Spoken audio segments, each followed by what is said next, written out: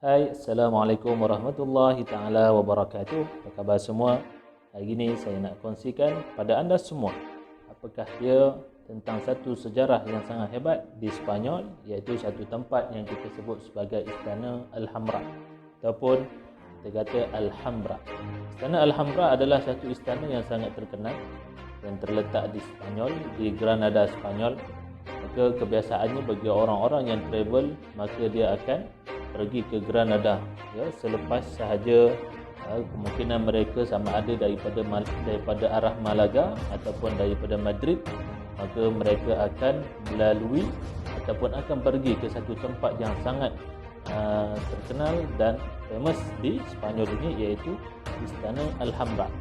Jadi Istana Alhambra ini adalah satu tempat kerajaan oleh pimpinan Sultan Muhammad Ibnu Abdullah Al-Ahmar ya, dan dia adalah satu istana yang sangat cantik, yang mana di dalamnya mempunyai pelbagai ukiran-ukiran yang sangat unik. Bahkan orang putih sendiri menamakan Alhambra ini sebagai The Jewels of Andalus ya. Mungkin itu adalah satu gelaran yang overrated, yang terlalu melampau, akan tetapi itulah apa yang mereka gelarkan. Tapi kita dari sisi sejarah kita, Alhambra ini mempunyai sejarah yang amat sedih ya, sejarah kesedihan kita, yang mana di mana kita sedia maklum bahawa kerajaan Andalus ini bermula ataupun kegemilangannya itu ya setelah mana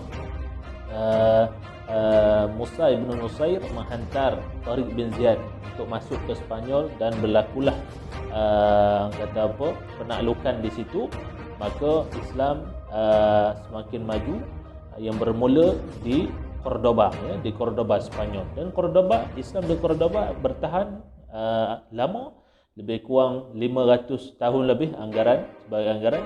Kemudian apabila kerajaan-kerajaan Islam makin banyak dan kegemilangan dan sebagainya, maka pada waktu itu Kristian mula naik ya. Pendek cerita, Kristian mula naik dan menawan kembali Cordoba ya, Cordoba. Dan apabila Cordoba telah ditawan, maka umat Islam pada waktu itu lari pergi ya, pada waktu itu pergi ke Granada dan membangunkan kerajaan Islam di situ, pemerintahan Islam di Granada. Dalam masa yang sama, pada tempat-tempat yang lain, kerajaan kecil ataupun kerajaan-kerajaan Islam yang lain seperti mana di Sevilla juga ada pemerintahannya, dan begitu juga di Toledo ya, Toledo. Maka nak diceritakan ya, Alhambra ini ataupun Alhambra, Istana Alhambra di Granada ini bertahan Islam itu selama lebih kurang 200 tahun ya. Lama, 200 tahun adalah tempoh yang lama, dan itulah yang menjadi sejarah titik hitam di mana setelah mana